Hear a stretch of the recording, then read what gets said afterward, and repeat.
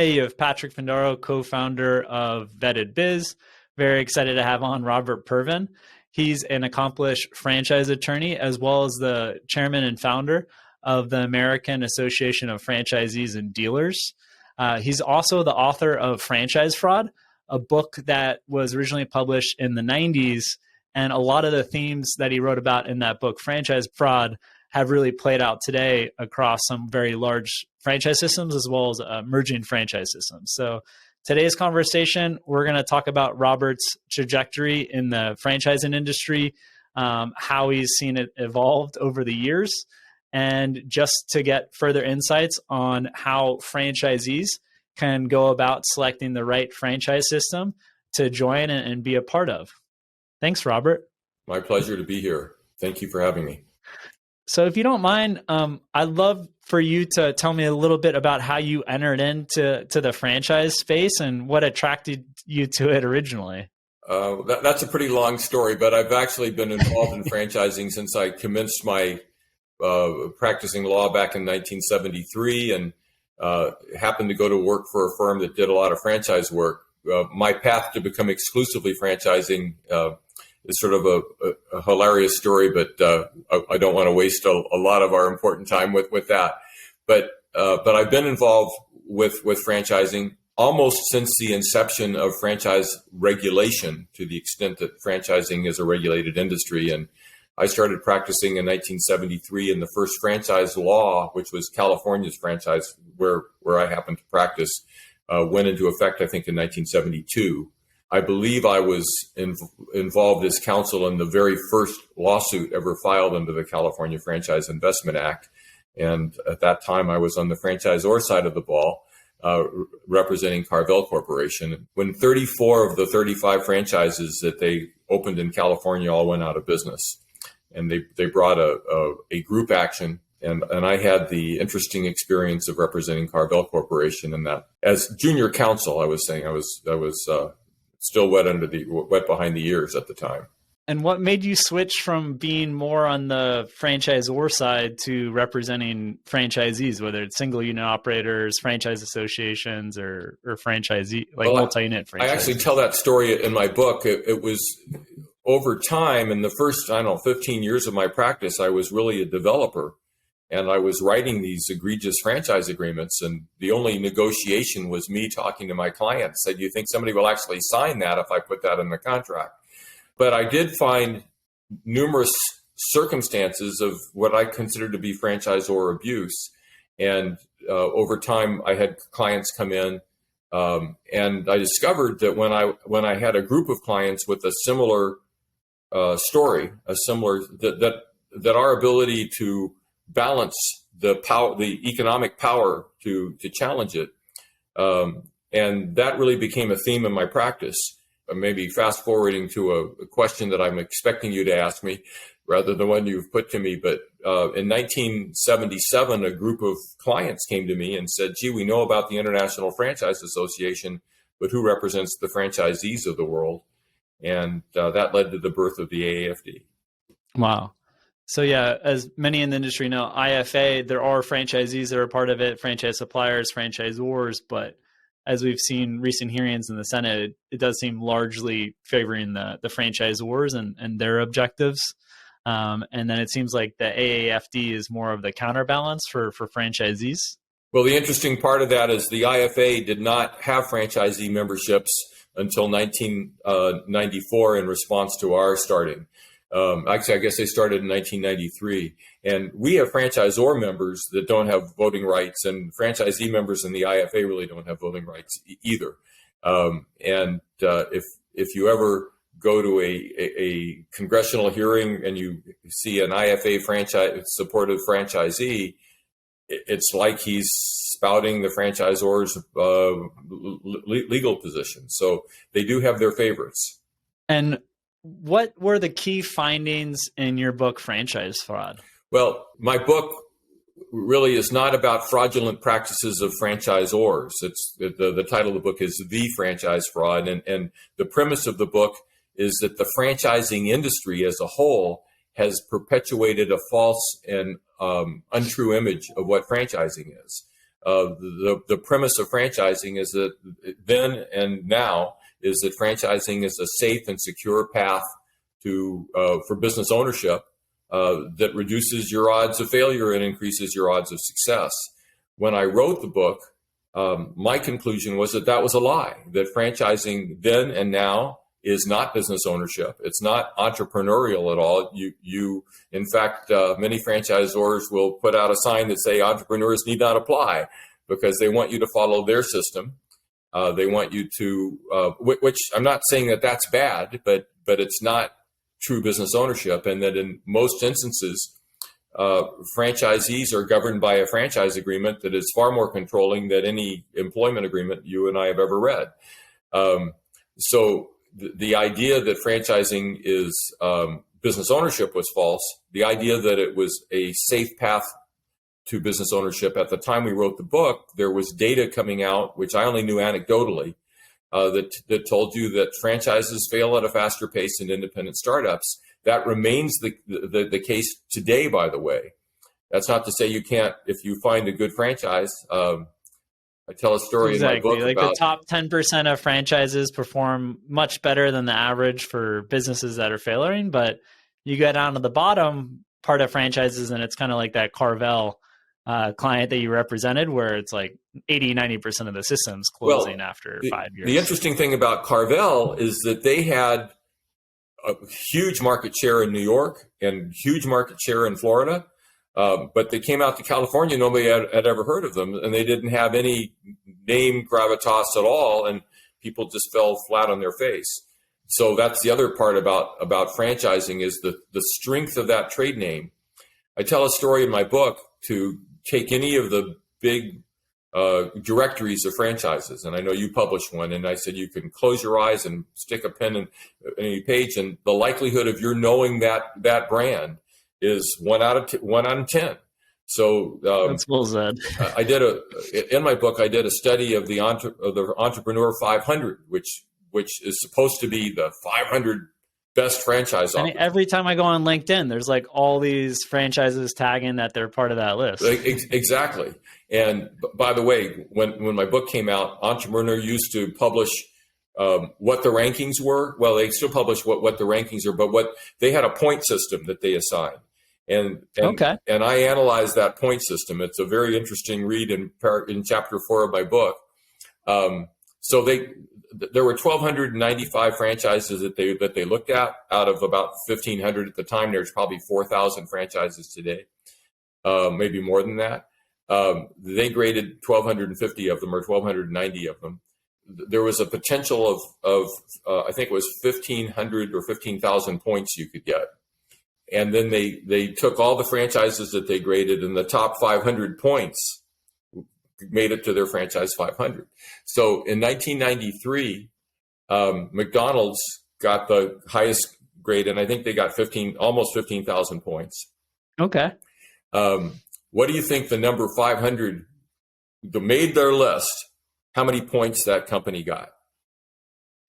I would, if before you prefacing how this was conducted, I would say like 2,000, but maybe it's like 13,000. Yeah, it was 64 points. Huh. Wow. Okay. So that's a big. Okay. It really is. I mean, the idea that you would be one of the 500 best when you had 15,000 fewer points than McDonald's did was bizarre. And what was also interesting is that of the 1,200 companies, that there was only 50 companies, I think it was, and maybe it was 50 or 100 that got over 1,000 points. It was a very small universe of franchisors that really made it. Even if you looked at and of course, after that, Entrepreneur stopped publishing the point rankings, which I take full credit. There's a big agency issue with any media company where how do you finance your company, and it's much easier to do some lead generation and do promotions for all the franchisors on that 500 list than asking the viewers to pay $5 to access that list. Right. Well, for sure. But that was very, very revealing. And by the way, Entrepreneur and most of the lists of franchises, Franchise Times has a list of, they're all based upon unit sales. And they're not based upon profitability. They're certainly not based upon profitability of the franchisee. Do you think at the least, like I've seen, it's mostly total unit sales. It's not even done at the unit level, and there's no comparison to the investment amount to get to that unit level. Exactly. That could be like, I think the ideal one is, what's the profitability, what's the payback period, but even getting halfway there would be helpful for a prospective franchise buyer. For sure. So the premise of my book was that the franchising industry had misrepresented franchising as a whole, and I was literally the whistleblower on that fact. I wasn't the only whistleblower, but I was the only published whistleblower at that point, because right at the time my book came out, there were two significant academic studies that came to exactly the same conclusions that I had come to anecdotally. And were people like super upset with you? Did you have franchisors reach out, or kind of what was the impact from the publication of the franchise fraud? Well, initially, I mean, the book was very well reviewed, and I got a lot of what would be positive reviews. It was before all the Amazon reviews, although now they're on Amazon. Didn't get a lot of pushback that I recall from the franchising world. I did have a few invitations to actually speak at IFA functions, which I found fascinating, because I could sense coming into the room that I was, they were looking for the horns that I was wearing, and that I was the enemy. And when I walked out, I think I had some people realizing that having happy franchisees was probably not that bad an idea. So because at our core, the AAFD has been about amalgamating the collective strength of franchise owners so that they have negotiating parity at the negotiating table. One of the big problems with franchising, it's a take it or leave it opportunity. And an individual franchisee has very little opportunity to actually negotiate a franchise agreement. But if you have a franchise association that has economic power, now you have a whole different animal. The good news is that the companies that sit down and negotiate their franchises have happier franchisees, and they tend to be happier enterprises. And that's something that we continue to hope to provide a path to. And then now that we've become actually more involved on the legislative side of things, I don't want to say it's a secret motive, but our ulterior motive for our support of legislation is to get more franchisors to say, rather than to be restricted by legislative efforts, let's sit down and negotiate with our franchisees, and let's make our own rules that we can all be happy with. And it seems like especially those first-time entrepreneurs that are essentially lending a business model, it's not their own business. They're renting this business model for 10 years with the brand. This might be their most expensive purchase besides their primary home. And I see that's the majority of franchise buyers. And then you do also have on the other scale, the sophisticated franchisees that are going to open up 30 locations, sell to private equity in 5 years. And they have experience working with many attorneys, negotiating contracts. So I see those, that you can give good value to those two types of franchisees, but especially the first time franchisee that's really hasn't done such a big purchase or ever signed a contract for something over a year. Now that's very true. Our major level of support are with the mom and pop and the small franchisees, the guys that have negotiating leverage probably need an organization like the AAFD less, although I will tell you we count numerous multi-unit franchisees amongst our members, because they recognize they're stronger together, and that they're able to share best practices with each other. But when I wrote my book, and I talk about this in the book, the dichotomy is between hotel franchises and everything else. And the guys that owned hotels, hired, powerful attorneys themselves. They were landed people with lots of money. And as a consequence of that, hotel franchises tended to be, at that time, It changed a bit because of a company called Syndant, which is now, well, I forget who has actually acquired them at this point. I guess it's Wyndham. Took the hotel model and made it look like McDonald's. And McDonald's is a very interesting situation too, because McDonald's has one of the worst franchise agreements I've ever seen. But culturally, McDonald's has always treated its franchisees with a higher level of inclusion and respect. And as a consequence, the contract becomes less important. Well, yeah, exactly. Like, so the contract could be there and it could be super one-sided that if the franchise agreement breaks, the franchisee is going to have to pay, the remainder of royalties, whatever that minimum royalty is, $1,000, $3,000 a month for the next 20 years. But in practice, like, what percentage of franchisors are going to have that and be that aggressive versus, okay, you put in 2 years, it didn't work. Let's annul this agreement. We both tried and let's go our separate ways. Well, if you were allowed to go your separate way, your franchise agreement says that you can't for 2 years. You can't apply the trade that we've trained. It's a very interesting dichotomy because when you go to work for somebody and they pay you while you're being trained and they pay for your training, and most states have a right to work law that says that if you leave that position, you can take your education with you and do what you've been doing. Your franchise agreement, where you pay for the training and you pay for the capital, says the exact opposite. If you decide you're going to leave us, at least for 2 years, you cannot compete with us. You have to take down your signs. If you're allowed to stay in business, you have to take down your signs. You have to completely rebrand yourself. So it's really when you compare the investment, and I want to say something you said a minute ago, when we talk, and we may talk about the explosion of private equity in the franchising space right now, but a franchisee tends to make a bet the farm investment in a franchise. And yes, you're right, sometimes it's more than the house and sometimes it's right behind the house. But more and more franchisors don't have, they're in it for 2 years. And if private equity goes in and buys a franchise system, more often than not, that private equity company is looking for a quick entrance and exit, and sometimes squeezing out as much profit as quick as 18 months, yes, 2 years, where traditionally a hold time could be like 5 years. But a lot of these franchise systems are traded in shorter frequencies. That's been a big concern when early on when I was starting. There was a slightly different issue that is still there. So you would have a franchisee who'd been in the business for 10 or 15 years on Main Street, knowing what the problems of the business, being counseled by somebody just out of business school for 2 or 3 years that has never had any experience in running a business, telling you dealing with people, how you're supposed to run yours.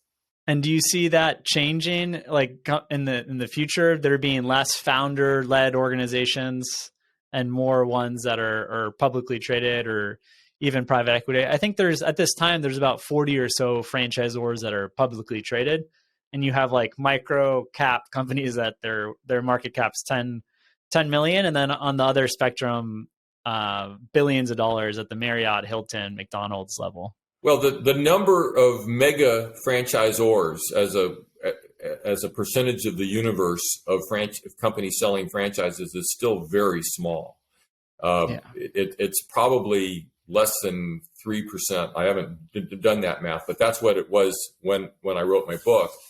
The mega franchisors. So and the uniqueness of franchising, it has great advantages even over capital markets. If you have access as an issuer of stock or a seller of franchises, you probably don't have access to capital markets because of the restrictions of the regulation of those markets. But in franchising, you can start up with nothing as long as you give a disclosure document to a prospective franchisee that says you have nothing.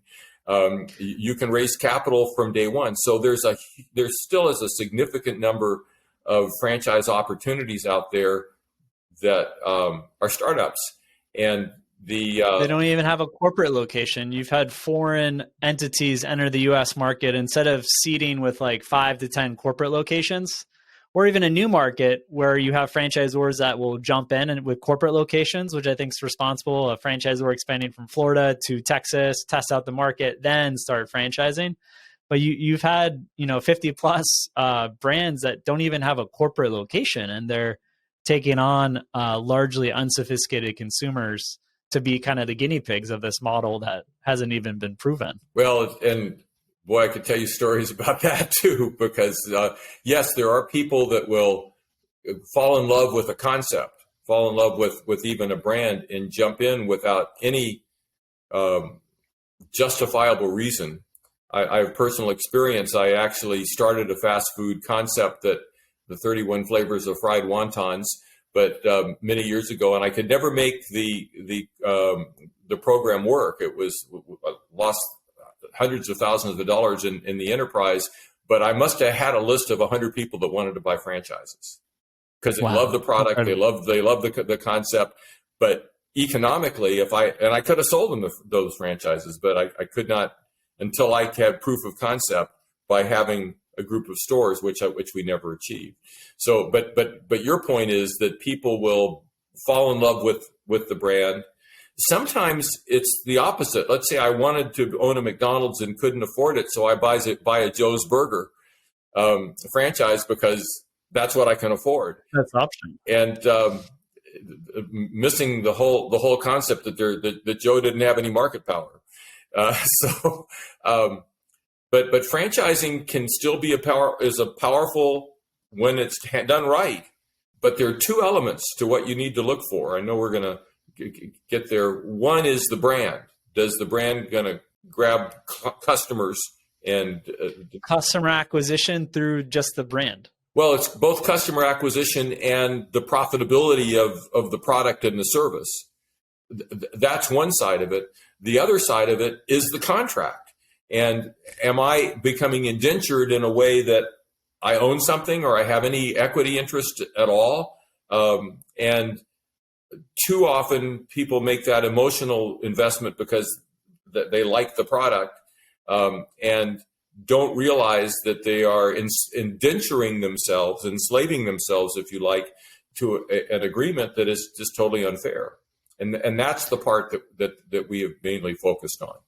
And it's interesting because I've even seen some recent concepts like with Chick-fil-A or Steak and Shake where you're basically a high paid manager, and that's great for many people, but you don't want to enter that path thinking you're the business owner, because you're not going to make millions of dollars when you sell your 50% of the Chick-fil-A or 50% of the Steak and Shake. And I think a lot of people get into these concepts thinking they're going to make a lot of money one day in the future on the exit, where it's really just an income replacement.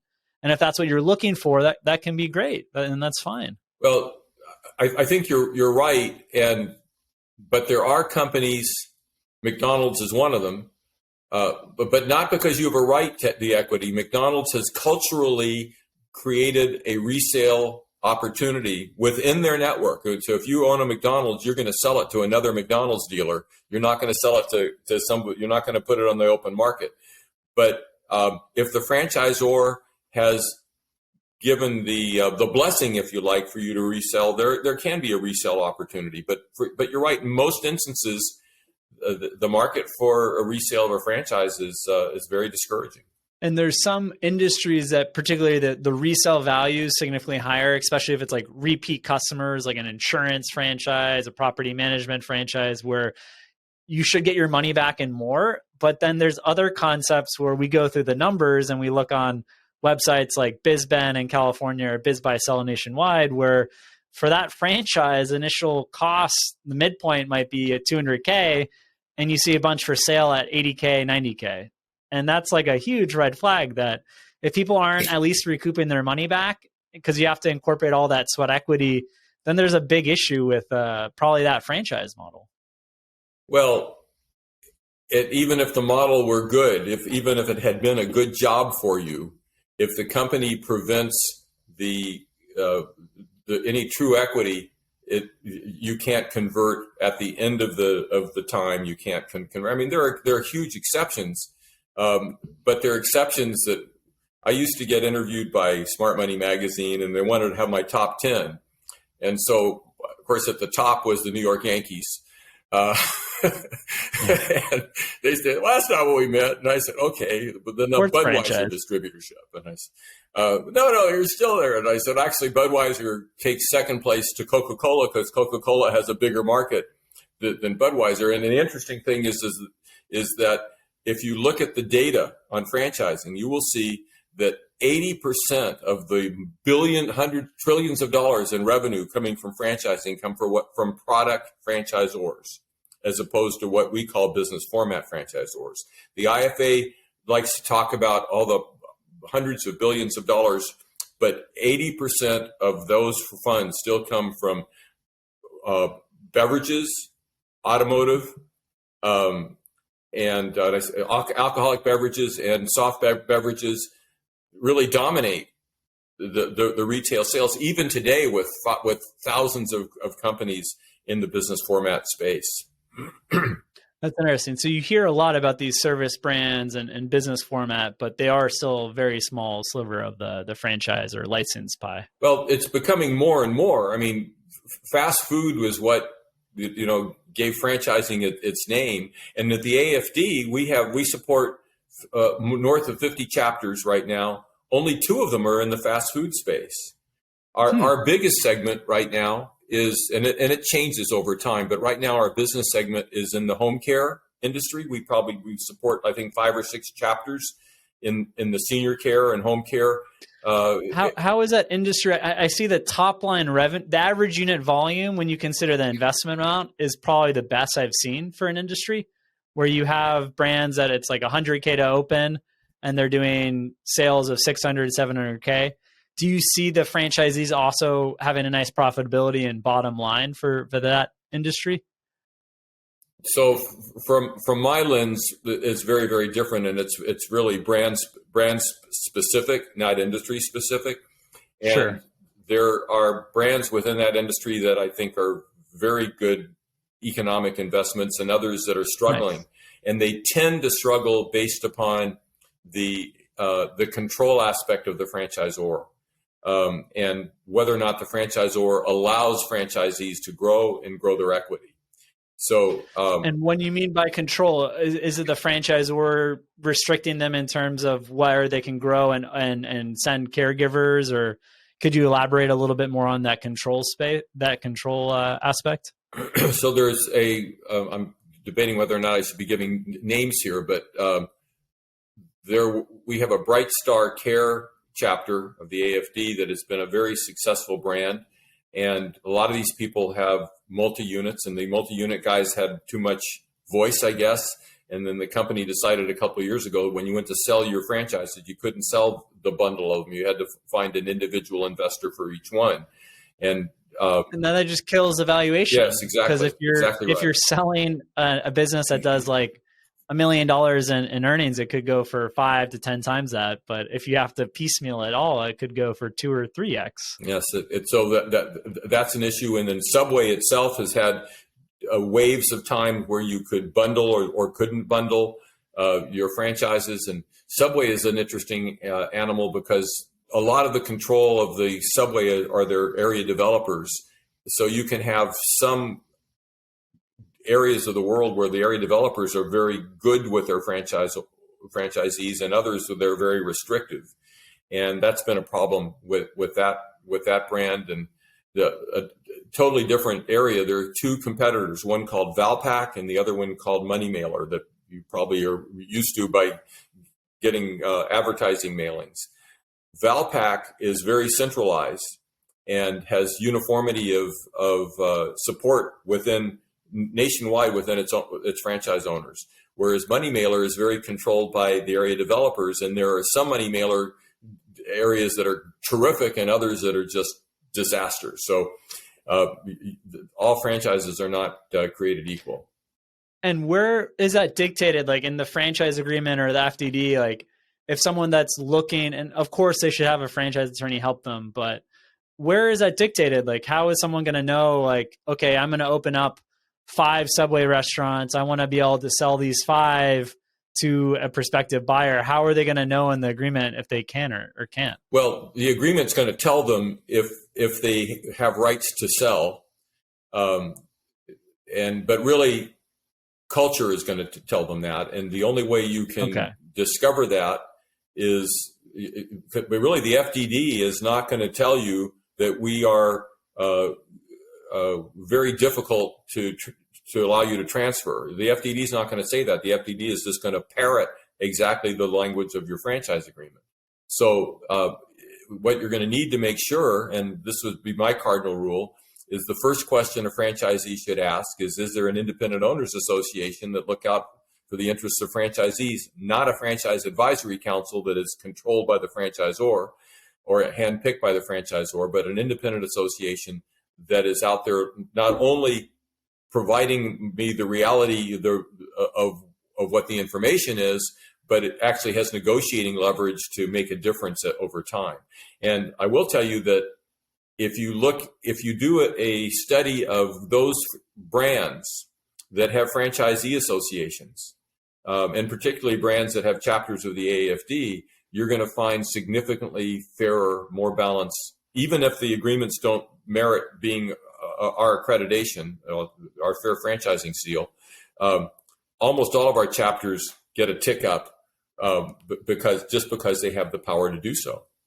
How did you come up with this idea of having chapters per franchise and then helping give insights and benefits across all the associated members? So the AFD chapter program is really the center of what we do. The AFD is dedicated to fair and balanced franchise organizations or franchising. But our key pillar to accomplish that has been our chapter program. Secondarily, it's focused on legislation advocacy and regulatory advocacy. I wish I could tell you when we started and we wrote our first 5-year plan that we had any idea. We did have ideas of chapters, but they were going to be a Dallas chapter and a San Diego chapter and a DC chapter. Yeah, no one was interested. Like everyone else. No, franchisees were not at all interested. The development of our what we call our trademark specific chapter program came up when a group of Western Temp franchisees invited me to a meeting. A group of them were having in the San Francisco area, and we're sitting around a conference table, and they said, "Can you help us form an association?" And I looked up and I said, "You know what? If you guys all join the AFD, I'll just create a Western Temp chapter." And in that moment, what became the heart and soul of our association came into existence. Fast forward 3 years, everything was about chapters, and 30 years later, we just celebrated on May 1st of this year was our 30th anniversary. We now support north of 50 chapters. We have a whole lot of most groups that come to us in crisis. And so when the crisis absolves, either we solve the problem or don't solve the problem. But by crisis, basically getting screwed over by the franchisor? Well, it could be that. It could be E. coli getting into your food supply, right? So, but whatever it is, when the crisis subsides, too often we lose that group fades into the woodwork. So we've over the years set up hundreds of chapters, but we have about 55 groups that have chapters. Our goal is to have 4,000 chapters, all for representing all the franchises in the United States. We actually have we have one chapter that doesn't have any U.S. franchisees. They're all outside of the U.S. So we have members from all over the world, but mainly we're domestic, and but the chapter program has become the heart and soul of what it is we do. And internally, each of those chapters' goal is a great marriage with their franchisor. They're not looking to get divorced. They're not that. And when we get that point across to franchisors that happy franchisees make for happy franchise systems and more profitable franchise systems, more enjoyable, and you make more money, right? And you have something at the end of the day that you can turn around and sell. So if a franchisor promotes, and again, McDonald's is an example of this. McDonald's is an interesting story because McDonald's was founded by Ray Kroc, and the original franchisees were his golfing buddies at the Whispering Palms or whatever the golf club, and they were all richer than he was. So culturally, from day one with McDonald's, there was a culture of collaboration. There was a culture of respecting the needs, and that culture has continued even as their contract is becoming more and more restrictive. What would you say are like a couple simple steps that franchisors can incorporate to have just a better culture across their franchise system? Well, being wise enough to recognize that that I'm going to allow my franchisees to be organized so that we have so that we are coming as equals, and being negotiable in that regard. That's the first thing I tell a prospective client when they come to me is that is the franchisor have a mechanism, and usually it's an independent association, that you have dialogue. So that's really, I have in my book, I have 8 business criteria that a prospective franchisee should look at. We've now created a tool. It's called a franchise evaluation tool that you get with any membership in the AAFD, where you grade these eight criteria. But at the top of those 8 criteria, number 1, didn't used to be number 1, it used to be number 3, but number 1 is, are we represented by a common uniform voice so that we have negotiating leverage? The second criteria, it's going to stun you because you would just assume, does the company have a quality product to sell? You'd be surprised at the people that buy something that, and then then these are just business things. Is there something really that there's a market for? No, there's product market fit. Yeah, so you have franchise systems that don't have a product market fit. Well, and there are companies that have. I mean, who would buy that, right? But there was a guy that came to me that wanted to start a franchise, and he did, and he sold franchises, and his product was what was it called? It was called licorice Icelandic. What it was a licorice mint that disguised alcohol in your breath. It did not contravene the alcohol. And he wanted to, that's his whole product, was that you could buy them at the bar as you left, and when you got stopped by the police, it would disguise. Wow. And he was selling franchises, but anyway, that's another story. So the third criteria that I wanted to mention is that franchising is the predominant, if not the exclusive means of product and service distribution for my brand. And so if I don't want my franchisor to be in competition with me. And many are. And there's a lot of franchisors like Panda Express, I believe Mod Pizza, First Watch, Texas Roadhouse, where they're developing so many corporate locations, and franchisees by the years are really representing a smaller sliver to that total unit. Well, you remember Radio Shack. Actually, I can even tell you a better story. They closed one of the last locations around the Miami area. Well, Radio Shack was famous for the fact that they were offering it as a franchise. It was a tertiary market. All of their big markets were, but the most Stanley Steamer is one that's one that we had a chapter, and their issue sort of went away, and the chapter dissolved. But Stanley Steamer had a deal whereby you had to pay, most franchisors, 5% of your gross revenues into the marketing fund. And they put all their marketing fund into television advertising in all the major markets. Well, all the major markets were company-owned stores. So all of this money was going in. It was going into advertising, and probably tangentially, because they were national ads, the small guys got it. But the small guys were paying for the company-owned stores' advertising market, and that was their number one issue. And I know there's some franchisors that, they're getting that marketing in, and they're using it for like lead generation for new franchisees, which that does not help directly. That will help the brand later on, but that's not the most effective use of marketing spend if you're trying to sell more product. And we have one very prominent chapter, and I think I'll withhold the name, but it's in the service industry. And they have a lead generation fund that they pay into, which is supposed to, an 800 number that's supposed to result in leads coming back to them. But the franchisor takes those leads, packages them up, and sells a new franchise in competition with the guy who paid for the leads. That's pretty bad. And it's this is the type of thing that requires a powerful body of countervailing force that gives rise to the need for an organization like the American Association of Franchise. Well, I had a guest on the founder of Franchise Business Review, and he said the number one question: do you trust the franchisor? And if you don't trust, then it's like, why do you not trust them? Well, and my issue with most of the review companies, and the Franchise Business Review, I think does as good as I've seen, but all they're doing is measuring a point in time. And if the CEO of the company on that day is trustworthy, that doesn't mean that the guy that replaces him will be trustworthy. So my problem with all of the survey companies is that they're not grading the contract. If the contract doesn't have in it a requirement of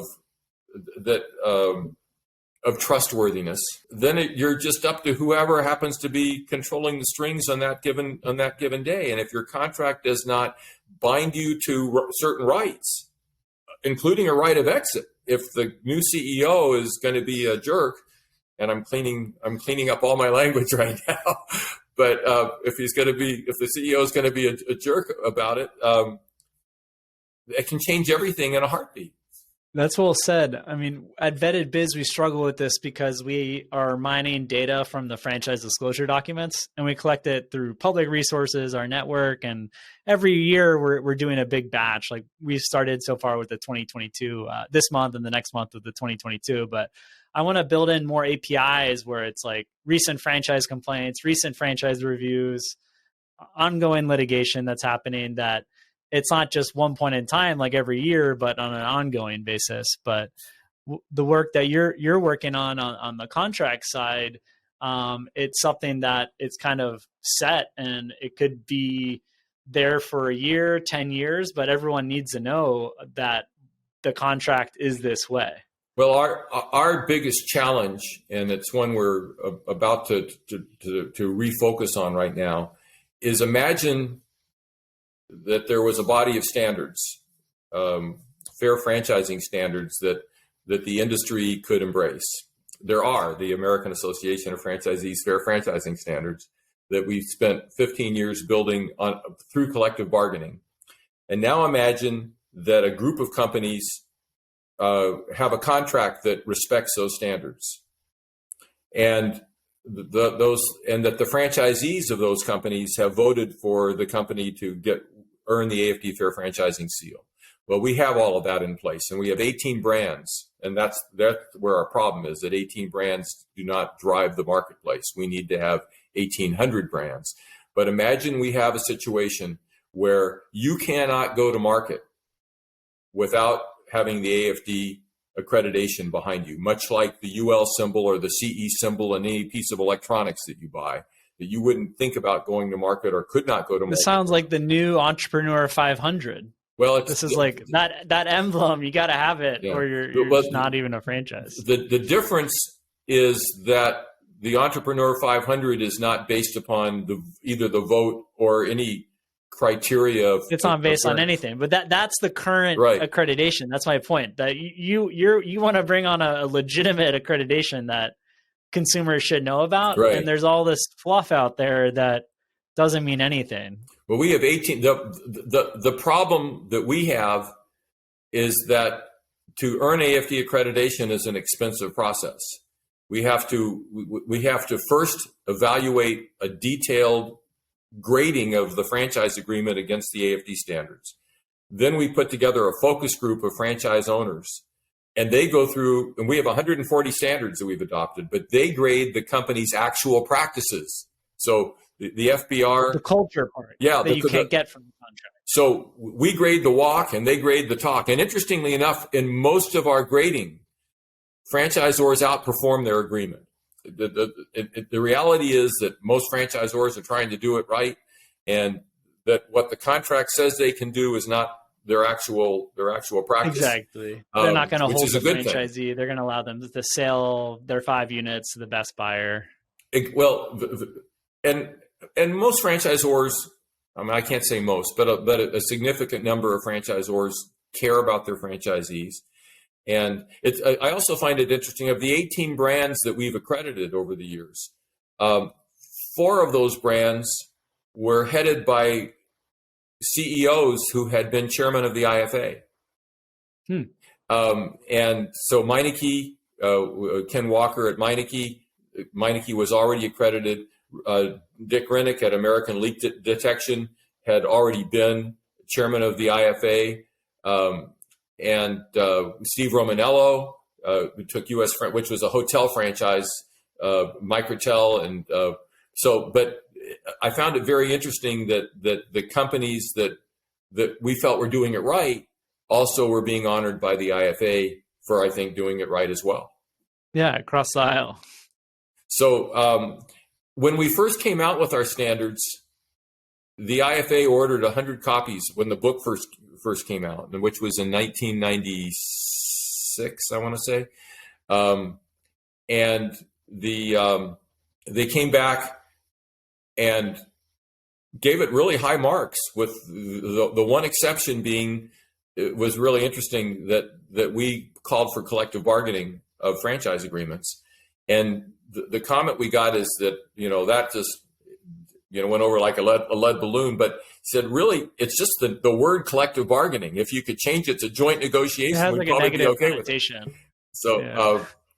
But really, the AAFD, that's what we stand for. We are trying to achieve a situation where franchise agreements become bargained for, negotiated, balanced agreements that serve the legitimate business needs of both franchisors and franchisees. And we think they make for happier marriages. And if you look at the companies that have earned our accreditation, they all sort of prove that out. They tend to be industry. Could I add a link, like in the call notes to? Is there a list of these 18 posted on the AAFD website? I believe they are. The problem is we went through a period of time where we were not recertifying companies. So So we may have accreditation is good for 3 years, and then you have to recertify because we have to make sure you are still offering the same deal that you've done. And then over the last 9 or 10 years, we've been really focused on chapter growth. So I think it's still there, but it's been a while since I looked, so I'll have to get back to you on that one. But we can provide that. Including our conversation today, any tips for franchisees that are interested in forming an independent organization, hopefully before that crisis that they're having with their franchise? So there is, I will say boldly, and understanding that I have a vested interest in what I'm about to say, there is no easier, more efficient, cost-effective way to start an owners association than to simply form a chapter of the AAFD. It's like Rotary International, except for the clubs that we're forming are not local chapters. They're all based upon a trademark group. We have 5 chapters starting this week for brands, and one of the brands happens to be in the Central Florida area, only has 14 franchises. So it's incredibly easy to start an AAFD chapter. Nobody has to write a big check.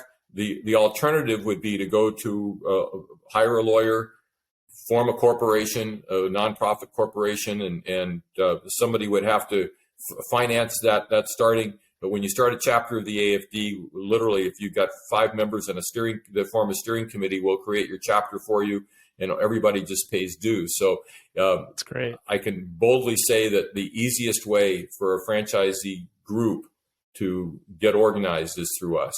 And is there usually like one franchisee that takes the lead, and then he brings in other franchisees? Having leadership that are willing to that's one thing, is the willingness. That person needs to be respected by his peers. Hopefully that leader is also respected by management. That makes a huge difference if the leaders of the group happen to be the favorite franchisees in the system. Yeah. It really expedites, puts on steroids the ability to get from point A to point B. But identifying leadership that are willing to roll up their sleeves and do the hard work of leading the association is critical to success. And when we can't find leaders and when we can't sustain leaders, those chapters are going to fail. Yeah, that makes sense. Well, Robert, it was a pleasure to have you on today. I'll be sure to have a link to the Amazon for your book, The Franchise Fraud, as well as a link to the AAFD for those that are interested in potentially starting a chapter.